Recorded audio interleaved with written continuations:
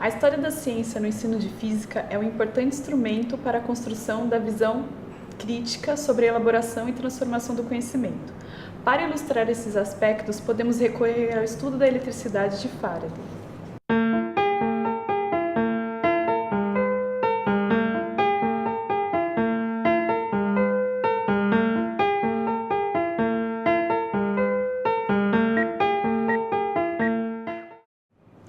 Michael Faraday foi um cientista inglês que realizou diversos estudos no campo da eletricidade. Dentre seus inúmeros trabalhos teóricos e experimentais, destacaremos um que ilustra um possível papel para o experimento na formulação de uma concepção científica. O experimento em questão ficou conhecido como gaiola de Faraday e fez parte da construção de um conceito científico que gerou aplicações práticas amplamente utilizadas no funcionamento de aparelhos elétricos, a blindagem elétrica e eletromagnética. Por exemplo, a blindagem de cabos, que é o cabo coaxial utilizado na TV, que protege os condutores internos de interferências. O gabinete de computador, que impede que partes internas sofram interferência de partes externas. Os para-raios, o edifício é envolvido em tramas metálicas horizontais e verticais ligadas ao solo. Faraday realizou seus trabalhos no século XIX. Nesse período, diversos homens de ciência se dedicavam ao estudo da natureza da eletricidade e do magnetismo. Contudo, a ideia que vigorava desde meados do século XVIII, elaborada por Charles Dufour e Benjamin Franklin, descrevia a eletricidade como um fluido imponderável. A teoria dos fluidos, como ficou conhecida, era satisfatória naquela época, ou seja, solucionava diversos problemas na área. Por exemplo, para Franklin, corpos eletrizados por atrito sofreriam trocas de fluido depois de postos em contato. Outra área do conhecimento bastante investigada naquele período era a composição da matéria. Nesse período, uma das ideias vigentes seria aquela sustentada por Dalton, onde a matéria seria constituída por pequenas partículas. Faraday sofreu influências de grandes nomes do campo da eletricidade, como Coulomb, Ampère e Alessandro Volta. Faraday entendia que a teoria elétrica vigente, ou seja, do fluido, aliada à concepção de estrutura da matéria de Dalton, era inadequada, seriam necessárias investigações nesse sentido. Observamos que para Faraday os estudos da eletricidade eram um caminho para investigar a constituição da matéria. De acordo com sua hipótese, a intensidade da eletrização dos corpos dependia do material. A fim de investigação, Faraday realizou uma série de pequenos experimentos, onde pequenas esferas eram carregadas para mapear a distribuição de cargas nessas esferas. A esfera era submetida a uma tensão, então Faraday introduziu um detector de carga, o eletrômero, no centro da esfera. Ele concluiu que a carga se concentrava na superfície externa da esfera e não passava pelo centro. Segundo a teoria dos fluidos, a eletricidade deveria se concentrar também no centro da esfera.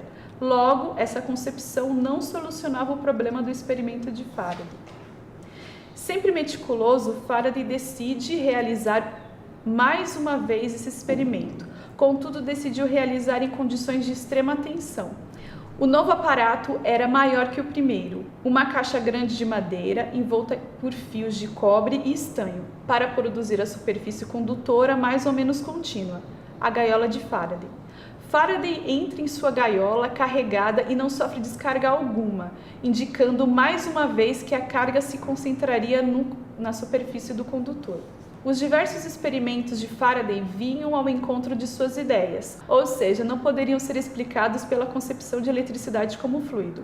Contudo, ao que parece para Faraday, um único experimento não era suficiente para comprovar sua hipótese.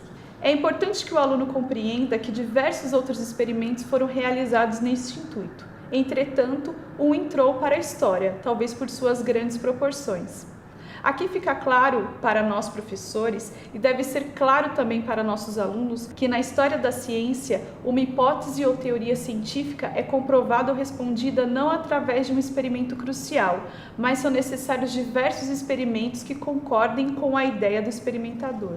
Muitas vezes o homem de ciência, e esse pode ter sido o caso de Faraday, realiza diversos experimentos em diferentes situações, aparatos, laboratórios e condições, para fortalecer a sua ideia, isto é, a fim de sustentar sua argumentação. Sabemos que as ideias de Faraday sobre a eletricidade iam de encontro com aquela vigente no período. e que existia um diálogo entre ele e outros homens de ciência que não concordavam com suas concepções. Porventura, muitos experimentos foram realizados a fim de fortalecer sua argumentação nesse diálogo. É importante que o aluno compreenda, a partir desse episódio da história da ciência, que muitas vezes não existe um experimento indicando que uma teoria é cientificamente comprovada e que a ciência é uma construção social e humana baseada em testes e argumentos. O conceito de blindagem estudado por Faraday serve tanto para cargas elétricas em movimento quanto para ondas eletromagnéticas. Como a gente sabe, o celular capta ondas eletromagnéticas que caminham pelo espaço, pelo ar. Quando você liga para o celular, ele foi funcionar como uma antena receptora, já que ele vai estar desprotegido e as ondas vão conseguir alcançá-lo. Então, a gente pode ver um exemplo da gaiola de Faraday, na questão da blindagem de ondas eletromagnéticas, ao embrulhar esse celular num simples papel alumínio.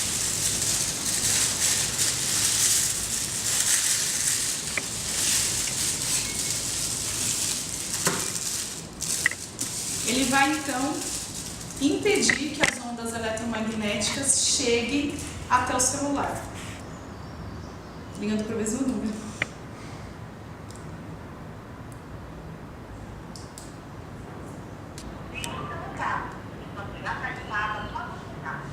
Então a gente vê que ele está blindado para ondas eletromagnéticas. Aqui a gente tem o Van de Graaff, que vai eletrizar essa placa de metal, fazendo com que as cargas contidas nesses pequenos papéis estimulem o movimento do papel. Aqui, né?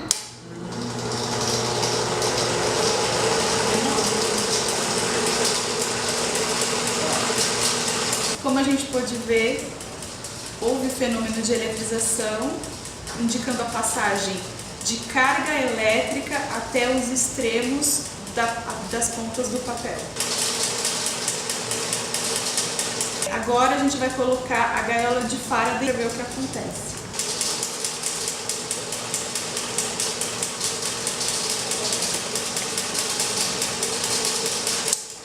Agora, com a presença da gaiola de Faraday, não houve mais estímulo do papel no interior da gaiola, contudo, houve estímulo nos papéis nas paredes da gaiola, indicando assim presença de carga elétrica na extremidade da gaiola, mas não no seu interior.